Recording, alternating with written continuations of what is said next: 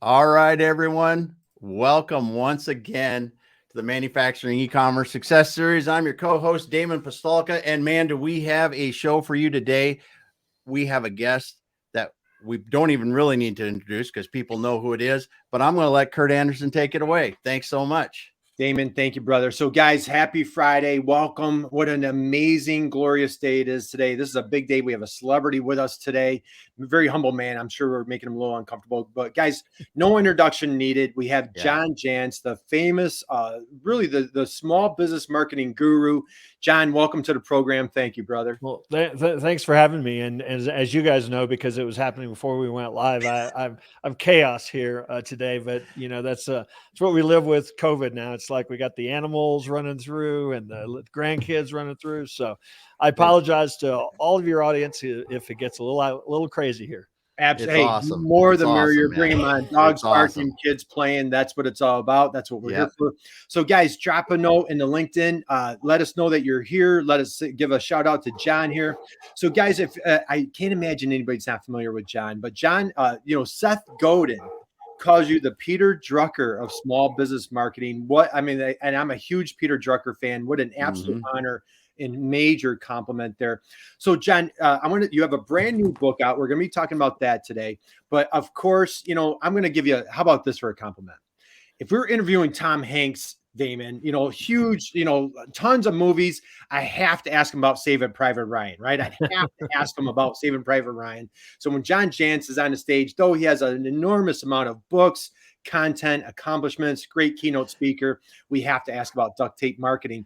So, John, I'm a huge, I don't know if I'd say a disciple, I'm a huge Michael Gerber fan. And for guys, when duct tape marketing came out, for all of us, like back, remember bookstores, Damon? Yep. Borders and Barnes and Noble. I do. Remember those days before online?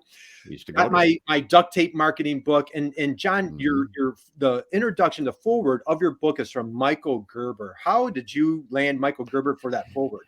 I was also read the E-Myth like millions of other people and was a big fan. And I actually did some work with Michael when I was getting started. And, I give Michael a lot of credit for kind of my systems thinking for sure when it comes to marketing. And I got to know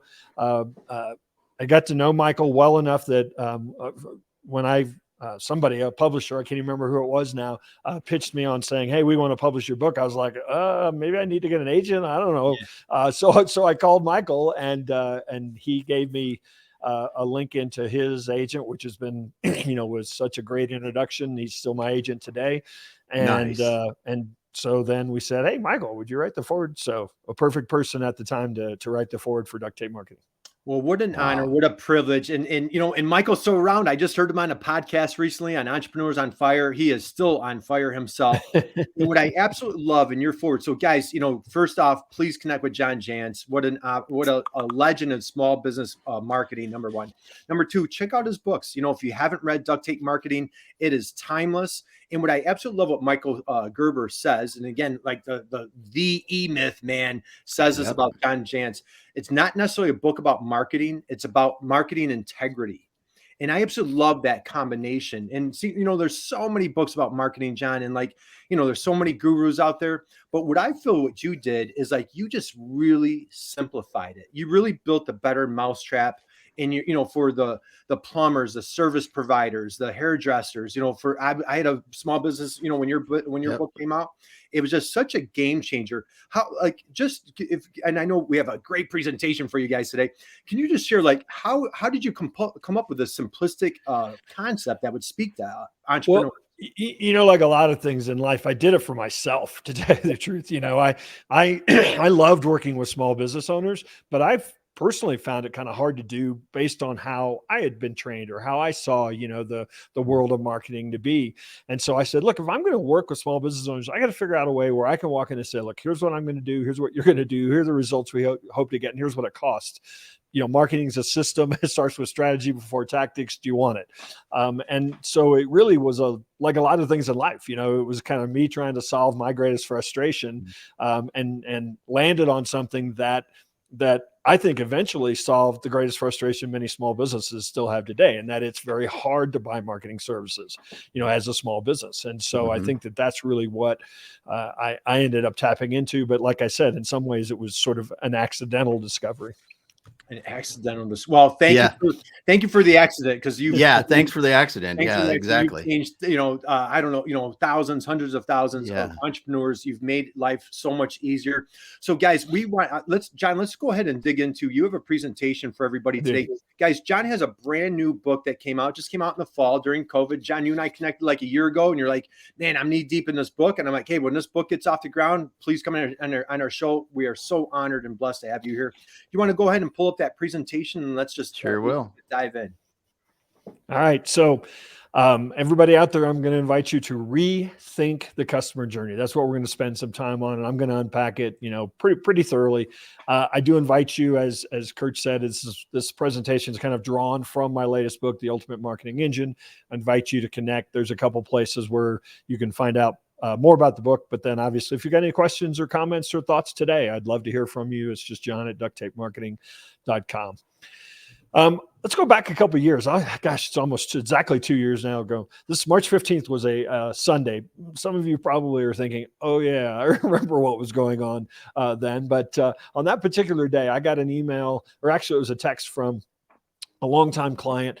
And it was essentially the content that he was going to send to his 50 plus employees, dozens of clients that they had projects underway. They were a remodeling contractor. And essentially it said, don't come into work on Monday. No one's coming to the job site on Monday. We're shutting down. We're putting a halt, we're calling a halt to everything we're doing until we figure this kind of new world, new reality out. And the thing that, obviously lots and lots of businesses were doing something very similar, but I was on the chain of kind of replies back. And the thing that struck me immediately was the people were like, hey, you're doing the right thing. We're going to stick with you. Don't worry about it. We're with you. We support you 100%. There was even one gentleman that said, can I pay in advance for my work? And what it did for me was shone such a bright light on something that has fundamentally always been true, but I think it's really something we've gotten away from. And that is that in good times, quite often businesses survive or thrive just by being in the right place at the right time. But in tough times, businesses thrive, as I saw many do, by being meaningful, important in the lives of their customers. And as I said, I think that's always been true. But I think that we've gotten away from that, this sort of funnel, this tactic obsession of, let's drive our customers to do what we want them to do. Let's create demand and then, push some small percentage of folks out, through that demand. And I think that idea of tactic obsession is something that has really gotten us away from being focused on the customer. And listen, I get it. I'm going to rifle through a few statistics. I get why it's happening. 61% of mobile searchers are more likely to contact a local business if they have a mobile friendly site. So we've got to have that site that looks good. We've got to focus on that, the mobile aspect of marketing. 87% of potential customers won't consider businesses with low ratings, all those places where people now can go out and talk about our brand that we no longer control. We've got to figure out a way to impact those. 64% of consumers say watching a video on Facebook has influenced a purchase decision. So it's not enough to just be on all these platforms. Now we have to squeeze our content into the format that they want us to put our content in. 92% of consumers will visit a brand's website for the first time for reasons other than making a purchase. Our websites have so many jobs to do. So I get it. I understand why we have to be obsessed with tactics, getting those leads, driving demand. But here's a couple more statistics I want to share. 86% of buyers will pay more for a better customer experience. I know I will. Hey, 86% is practically all of us. So maybe there's some money in focusing on what happens after somebody becomes a customer. One final one. 83% of business owners claim their main source of new business is referrals. There was a more recent Texas Tech survey that found that they surveyed 2,000 consumers, and 86% of them said that they had a brand, they had a company that they loved so much they would willingly, happily refer business to them. But you know what? Only 29% of them actually did. So maybe there's some money in closing that over 50% gap of those people who would love to send you more business, but they aren't. See, the thing that's changed the most about marketing is not all the platforms and tactics. It's how people today choose to become customers. And that the customer journey is no longer this linear path that we drive, that we control. It looks a heck of a lot more like this. And that our job, I think our primary job, frankly, as marketers, is less about creating demand and more about organizing behavior. Less about us getting them to do what we want them to do, and more about us guiding them on the journey that they want to take. For many years now, I have been using a framework that I want to introduce and unpack for you today, and something that I call the Marketing Hourglass.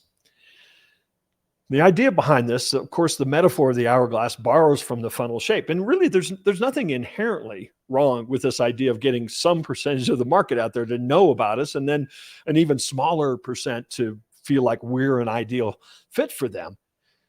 But for many marketers, that's where it stops. And what I want to suggest is at that point, the hourglass flips over, the funnel flips over and becomes the hourglass. And at that point is where the real opportunity to grow and scale and actually be more profitable in our business exists.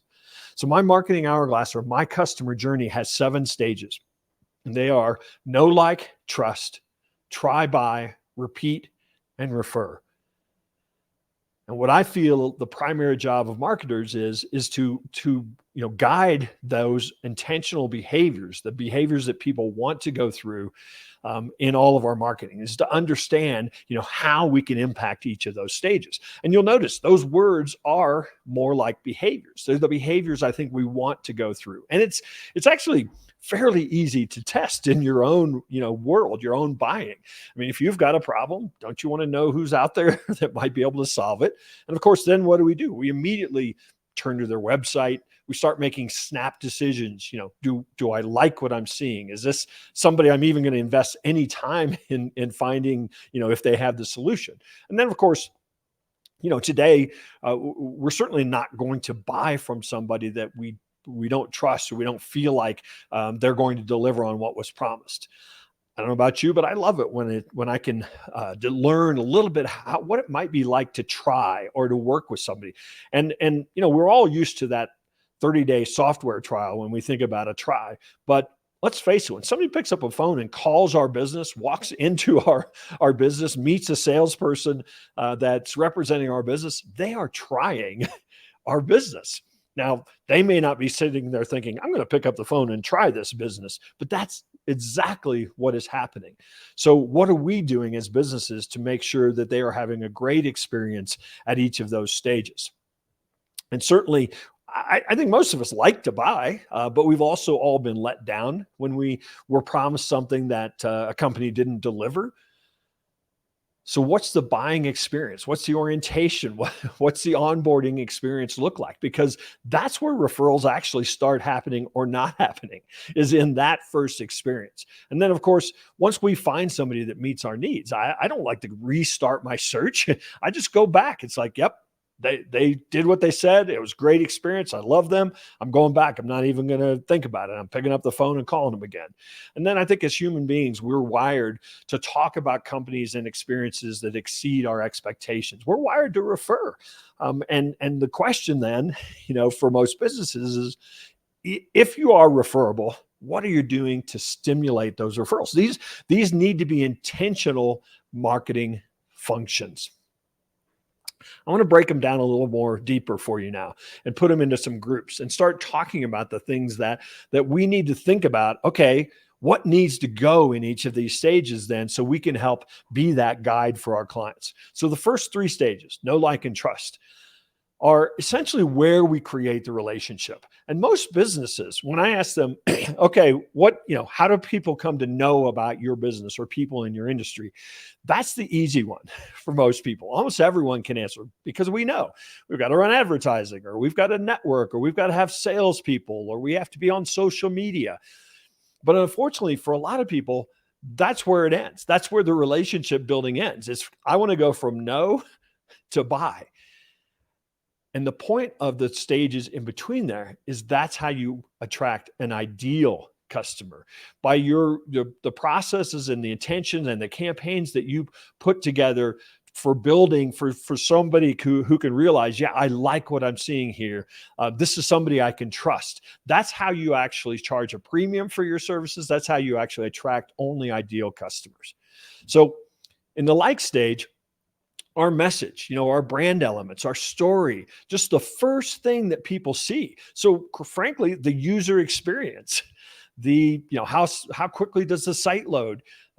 Forms, are they easy to fill out? Do they make sense? Those are the kinds of things that we need to be focused on, because that's when people are making that first snap decision about our business.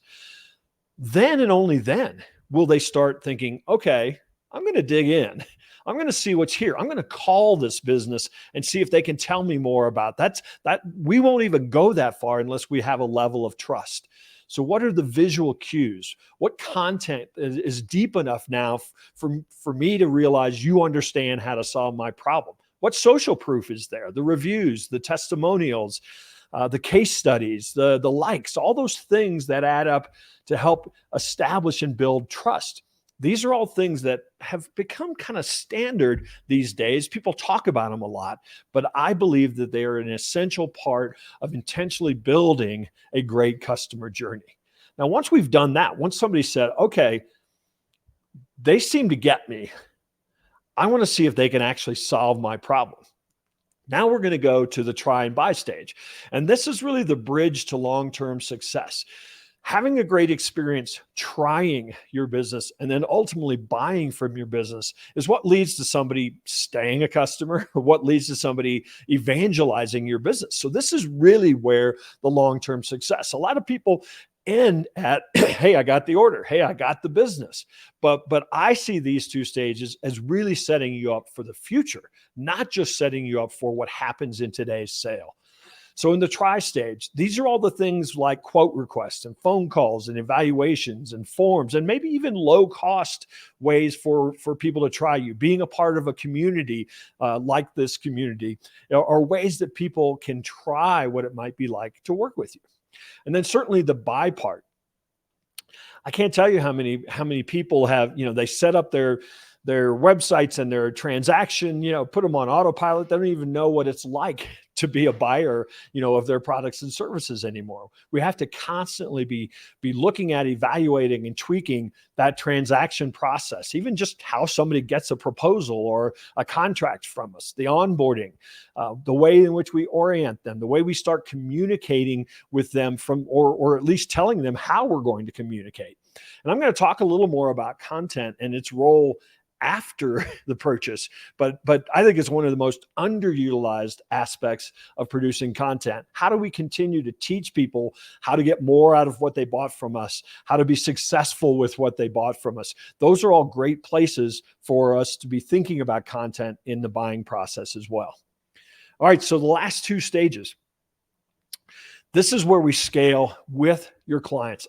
I don't need to tell you, everybody knows this. It is so much more profitable, so much easier to do more business with people who already trust you than it is to go out there and find new clients. But for some strange reason, we are wired to go out there and do the chase, as opposed to actually creating that great experience and discovering what it might take to do 10 times more or 100 times more business with the people we're already doing business with, that are already ideal clients. So in the repeat phases, do we have a retention process? I mean, do we have a way to make sure that people are getting the results, that they're happy?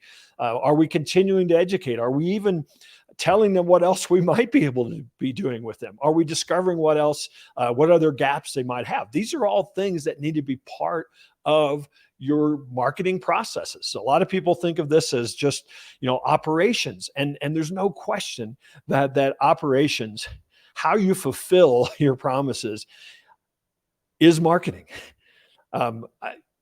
No stretch here, and I'm sure Kurt and Damon will concur that I believe everything is marketing. Anything that, any way, shape, and form in which you come into contact with your customer or prospect, you're performing at that point or at that time a marketing function. So operations and the way that you fulfill on your promises is very much a part of marketing, an end-to-end marketing experience. And then finally, referrals. What are you doing to stay top of mind? Just, are you even asking for referrals? And then what are you doing with those champion clients who already love you? Are you bringing them together to make sure that they love you even more? And then, of course, strategic partners, great source of referrals. Co-marketing with other businesses, great source of referrals. Just teaching your clients how they could actually get more referrals is a great source of referrals. So I see you guys have come back on camera. So I think you have some stuff we got a couple questions. Enough stuff out here to stir the pot. Lots of comments, but Sam Gupta's got a question. He's asking about ladder offerings. What are ladder offerings? And is it like tiered products? Yeah. So the idea of this doing more with your existing customers, it's not a new concept.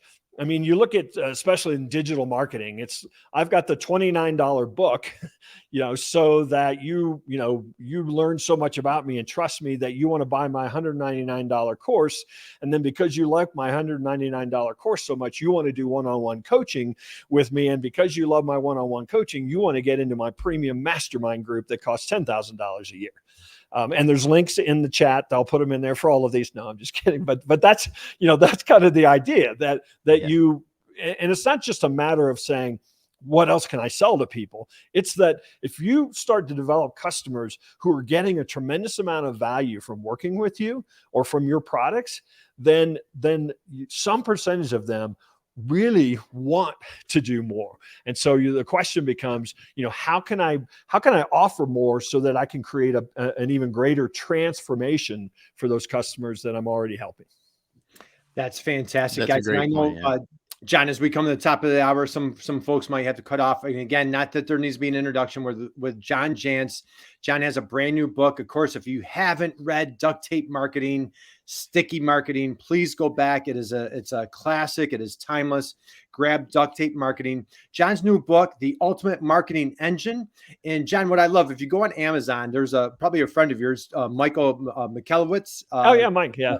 A wonderful author of Profit First. He has a little video of a testimonial, and he's like, yeah, man, you called the book by the wrong name. This should be called the essential marketing book for small business owners. Then he goes on and on and on. He goes, well, actually, that's a horrible name. I like your name better, but this is an essential marketing book. So guys, grab John's new book. John, we're going to cut out again. I just want to give a shout out and hi to everybody. John Baglino, Dan Bigger, Gail, Dr. Alyssa's with us today, Chris Harrington, Jason's with us. Sam. So we're going to continue rock and rolling. We'll keep an eye on the chat, and we'll be back in a few minutes. All right. So I'm going to go over really the steps in the hourglass as they relate to content, because I know content's really it's probably the greatest heartburn for a lot of business owners. And then we can come back, guys, and just kind of answer any of the questions that you have. So again, the marketing hourglass: know, like, trust, try, buy, repeat, and refer. These are behaviors that I believe our best customers want to go through. And our job as marketers really is to focus on that end-to-end journey. And let me tell you, the money is in after somebody becomes a customer. If you want to really scale and make your business far more profitable than it is today, figure the second half of this journey out, because that's where the money is. All right, let's flip to content. How to create less content. You don't hear a lot of marketers talking about that. In fact, people like me stood up on stages 10 years ago and said, content is king, and everybody believed it. And so now we're all drowning in it. And it's probably the greatest source of stress for most marketers is the idea that they have to produce all this content. Well, the thing is, content's really air. Today. Yes, you do have to have it. It's the ante to get into marketing today. but it needs to be the voice of strategy. So many people look at content as, okay, I've got to write 5 blog posts a week or whatever it is. And most of that content is actually not providing any value to a reader or a potential customer, and certainly not to the business. So how can you start thinking about every piece of content fitting into some aspect of the customer journey? If you do that, you can produce a lot less content because it will all have impact. So let's break this down. Content is not a tactic. It is the voice of strategy. If you start thinking about it that way, don't worry about blogging or, creating video YouTube channels. Think about producing content. It may be on YouTube, it may be on a blog, but think about producing content as a tool to guide people through your customer journey. So again, back to these stages of the customer journey. In know, like, and trust, in getting to know you, a lot of times your ads need to have landing pages, and certainly there will be blog posts, and there will be your core web pages, and maybe free tools and how-to videos. These are all forms of content where somebody's just kind of saying, oh, somebody said, you know what you're talking about. Let me check you out. So these are all things where we have to be thinking about the problems that our customers are trying to solve, not about what we sell. Nobody cares. Here's some cold water for you. Nobody cares about what we sell except us, right? What our clients, our best clients care about is, can we solve their problems? Do we understand, how to solve their problems? So that no content has to be focused on ways that we can demonstrate that we get them, that we understand that.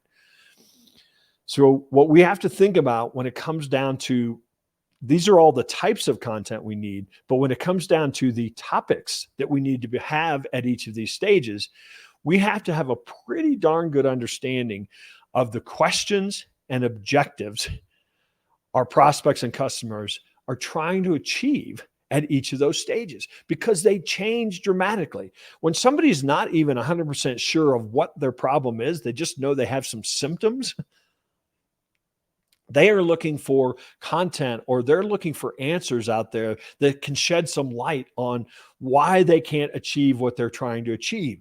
And so our content needs to be focused on that. As somebody starts going, oh, you seem to know what you're talking about, and they dive in, they start reading our content. Now they want to see, are there ways that you can demonstrate that you've fixed this for other people? Maybe how-to videos. Now we're going to jump in and think, okay, I like what they're saying about, but how would it apply to me, my particular situation? Could they really help me? Do I like, the people that I'm going to be working with? So now we're going to start looking at case studies and webinars and maybe even comparison guides, or we're going to just drip content to them, over a long period of time. You have to figure out, you have to determine the questions that your customers are asking at each of these stages and what they're trying to achieve as they move through these stages. We kind of have our mental checklist of what our objective is for a sales call, what our objective is for downloading your free content. We're in different stages. Now, there's no linear path. Nobody comes to the stage in the exact same place, but for the most part, we have to know that people are out there doing this journey quite often without our knowledge. They're checking us out, they're researching us, they're downloading our content, they're asking their friends about us before they ever reach out and contact us, because they're trying to achieve certain objectives along the way. When it comes to the long-term success, we need content that they can try, that might be a community group. It might be an ROI calculator. It might actually even be a way for them to buy something on a guarantee from us. Those are the forms of content we need. Once somebody comes down to the point where they're thinking about buying, maybe we need to have a low-cost option. Maybe we need to have an audit or a free trial of some form.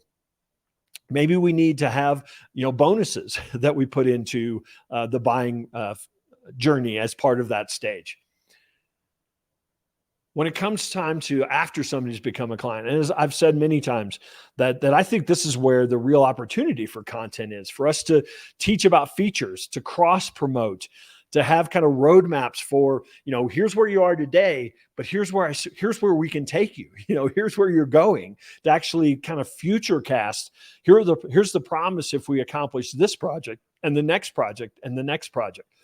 And then finally, for referral, having some process where you actually use either content or a process. And I use the term content very loosely. For me, content is a checklist, it's a video, it's an email, it's a blog post, it's a social post, it's a process, it's a meeting where you actually accomplish something like a review of the results you've gotten for a client. It's actually maybe a group of doing training around referrals, actually teaching strategic partners how to refer you. These are all great uses for content. But we just have to think in terms of, as I've said many times, applying the content to the stage that our customers in, to the objectives and to the questions that they have at each of those stages. If you do that, you can produce a lot more content, and every single bit of it will be far more impactful. All right, so Kurt and Damon, that's really where I want to stop today. And hopefully this marketing hourglass concept, and if you go on Duct Tape Marketing, if you obviously a pitch for the book, if you buy the book, you can get lots of the resources that come with the book that'll really unpack this for you as well. But you let this sink in. This is probably the most important framework that I've developed, certainly as really been a body of work for 30 years. I still feel like this is the most important concept.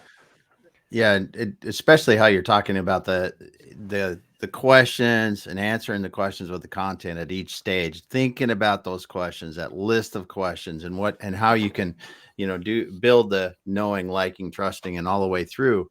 And the repeat and refer, I think that is just so key. The repeat, first of all, because hey, it's like everyone knows, once you have a customer, if you can keep them forever, it's like so much better. But awesome stuff. Yeah, awesome this stuff. Is great. John, what I'd like to do is I want to take a dive into the book, guys. So again, if you haven't purchased Duct Tape Marketing, go out and get it. Let's talk about the new book as John's covering through here. Ultimate Marketing Engine, the 5 steps of ridiculously consistent growth, ridiculously consistent growth. That was easy for me to say. John, what I absolutely love, you pulled up the March 15, 2020, and you open up the book with that line. And you have a phenomenal quote where that gentleman was reached out to you, a client of yours. He was putting out an email, putting out a text, and our entire world's shutting down. And you dropped a great quote in the book. Sometimes the hardest thing and the right thing are the same thing. I think it was a quote from the Fray, right? Or it's actually a song lyric. Yeah, from the Fray. But I absolutely love what you how you dug into that, and you talk a lot in the book. I absolutely love the new book, and I'm not sure which one I like better. I know I have the hard copy of your original book. I have the e-version of both on Duct Tape Marketing and your new one, and it's highlighted everywhere. And what's funny is, when you read on digital, when dozens of people have already highlighted and there's lines underneath, like half your book has lines from like people highlighting everything throughout your book. I love that you have TOLO. We're all familiar with FOMO, fear of missing out. You have a great term, TOLO. Can you share with the folks, what does TOLO? Yeah, so it's actually more related to more people. Obviously, FOMO you talked about, but there's another term called YOLO. You only live once. Mm-hmm. That is usually something a teenager says before they're getting ready to do something really silly. But where this actually came from is I think you mentioned Seth. Yeah, you did mention Seth Godin. Yeah, at the beginning of this. So his podcast, Akimbo, great podcast. I love listening to. And he has a feature on this podcast where people come and leave messages or ask questions. They're recorded, and then he picks a couple and kind of riffs on them. So there was a gentleman, Howard, who's a school teacher, a high school teacher in New York, and he came on and talked about this idea. He said, a lot of my students say YOLO, and he actually said that it's right before they're getting ready to do something stupid. Said, I sit them down and I ask them to rethink that idea.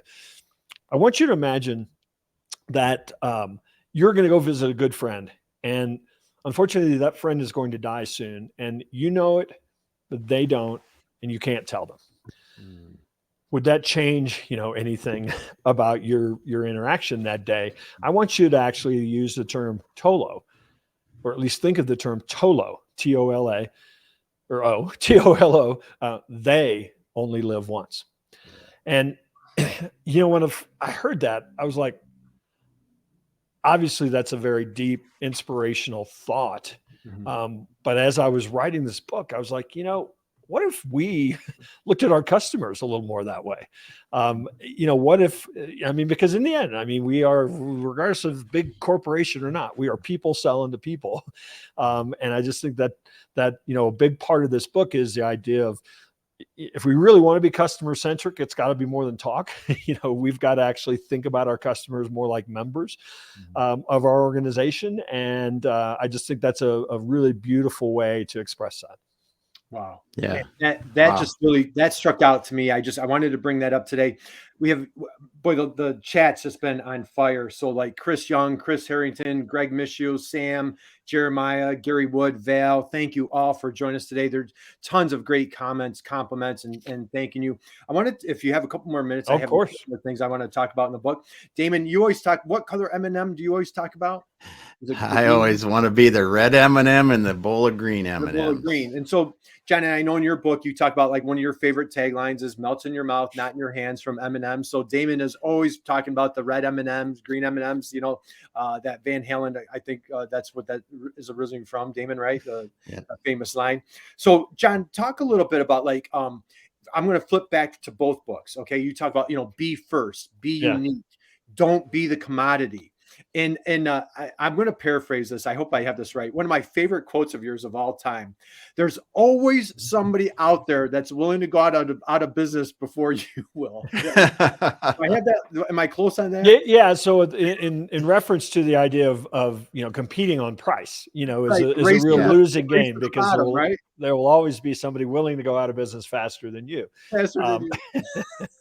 So and the thing is, we all know that. And almost every industry is going through that. The pricing is a race to the bottom. You think about, I'm in the marketing industry, and there are a lot of marketers out there that are selling websites and content. And, I guarantee you that I can get a blog post written for $5 on a WordPress website for, $150. It might be dubious in quality, but fact is, if that's what I'm competing against, that's a pretty tough place to spend time. So, where we have to compete is being, strategic. We have to compete in being seen as a trusted advisor, as an orchestrator, of ideas, even as opposed to, a doer of things, because the doer of things is a commodity in a race to the bottom. Yeah, absolutely. Yeah. That's awesome. And again, great comments in the chat. Now, all right. So you covered a ton. You showed out the seven no like trust, and we saw 7. Now in your book, you talk about, you have 5. The 5, I'm going to say it again, 5 steps of ridiculously consistent growth. And I know we have like map, uncover. Do you want to just hit those 5? Yeah, sure. So the first one is, and it's probably the biggest innovation in the book. It's something I call the customer success track. And the idea behind this is that we map where our customers are today, our best customers. Because I start the book by saying the ultimate marketing engine is a successful customer. But the caveat to that is we can't make every customer successful. We have to really think about, where our best customers are today and where they want to go. And so the customer success track is essentially a tool for really understanding, the characteristics and the challenges of your best customers, what you have to do to help them overcome those, and what's next. So I break it down actually into 5 stages of each customer for us as marketing, or the customers we work with. And we're able to actually, when we break it down into stages, we can actually create the milestones and tasks that we need to accomplish as an organization to make sure that somebody does go to, or does get the promise of moving to that next stage. So instead of us just saying, here's what we agreed upon today, here are the deliverables, we take this customer success track and kind of map where, match where the problems they're trying to solve today are, but also show them what the future looks like, show them where they can be, if we can move them through those stages. And I really think that that's a concept that I'm beginning to teach. And one little tiny pitch here. I'm putting together, kind of a mastermind of organizations that I believe could develop this for almost every industry that's out there. So the customer success track it's nothing we can cover here in the couple minutes that we have left, but it's probably the most important innovation, I think, in strategy, for not just for marketing, but for an overarching business. We use the customer success track. It's changed our culture. It's certainly changed how we sell. It's changed how we hire. It's changed how we train. So it's really an amazing tool, not just to get results for somebody, but to actually direct an organization as to what they ought to be developing, how they ought to be scaling with their customers.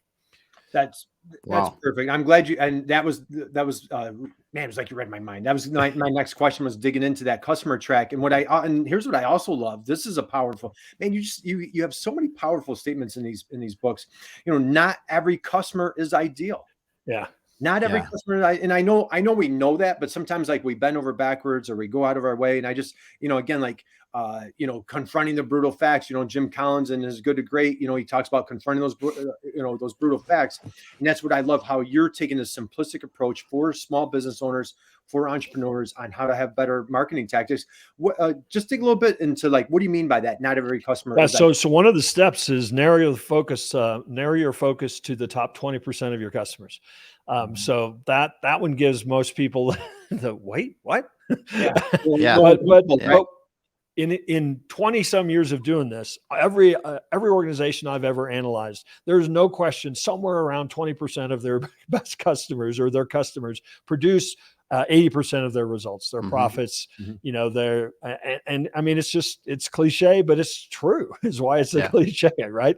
And so what I found is that even though it may seem like, oh my gosh, you're saying I should abandon this and this and this, that may feel scary.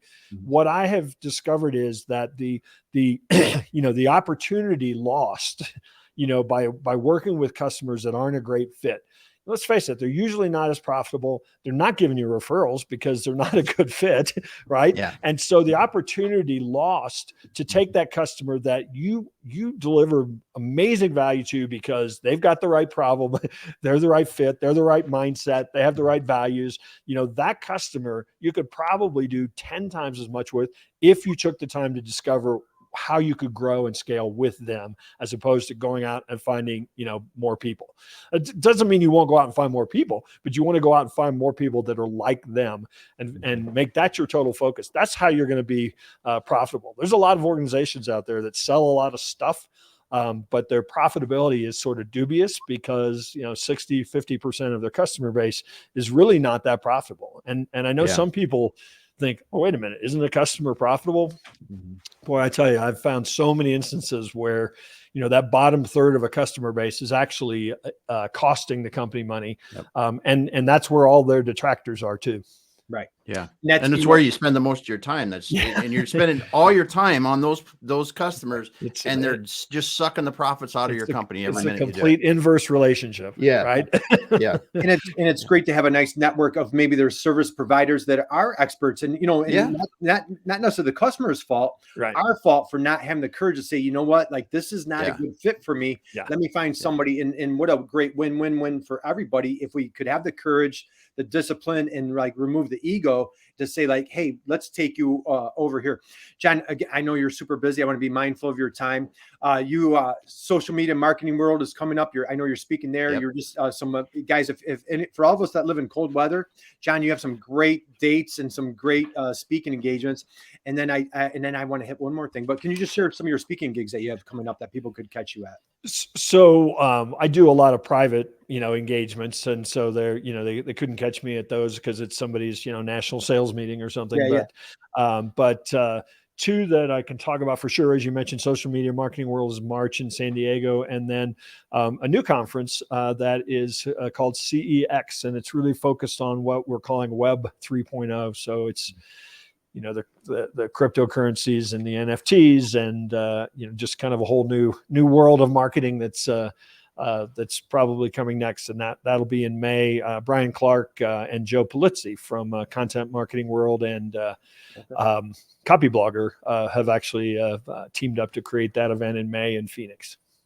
Excellent. And, All right. we were talking about social media marketing world before the program. Amazing event. So folks, if you're looking, if you're done with COVID, or you're ready to travel, or you're ready to hang out and socialize a little bit, great. Check it out. It's a super lineup of speakers. John's one of the keynote speakers. It's a wonderful event. So John, what's fascinating, so for any of the marketers out there, share a little bit about your business model and how you help marketers really muscle up their business. So, I started, as I said, 30-ish years ago with that idea of working with small business owners in a systematic approach. I grew my kind of solo practice, started writing about it, and that, kind of led to one thing led to another. Good timing, I guess. And that started actually attracting independent consultants and agencies around the world who said, hey, that system, that approach makes sense to me too. So now our model really is, the speaking, the writing, I do those kinds of things for the brand. We do have an agency. I mean, we work with 10, 12, 15 customers at a time, helping them grow. But we also have a network of about 200 of these independent consultants around the world that form the Duct Tape Marketing Consultant Network. They're all independent solo practitioners, but they license our methodology and frankly, probably get as much or more value out of just collaborating with each other, than any kind of relationship to my organization. But it's really been a fun ride to see how that organization really allows me to impact thousands of small business owners, with the Duct Tape Marketing System. Man, That's I'll so tell cool. you, it's what an honor, what a thrill this whole opportunity is. And again, what I absolutely love what you've done is it's not talking the talk. You walk the walk where you took, you commoditized, is that a word? You uncommoditized your own business, practice what you preach. You took your business, follow your own theories and concepts. You've scaled it. And now listen, hundreds of other entrepreneurs, other consultants, marketing consultants. And guys, if you go to John's website, it is amazing when you check all the testimonials, the video testimonials, and it's a lot of solopreneurs or small marketing firms that are just ranting and raving on how they were struggling, they were stuck, they were trying to build out one customer at a time. And now, because of your methodology, the simplicity of what you brought to marketing for business, small business owners, they now are all thriving consultants under your umbrella. And again, like you said, they're all networking with each other. So look, you've covered so many topics there: building a community, building that trust, trust, all those aspects that you've taught today.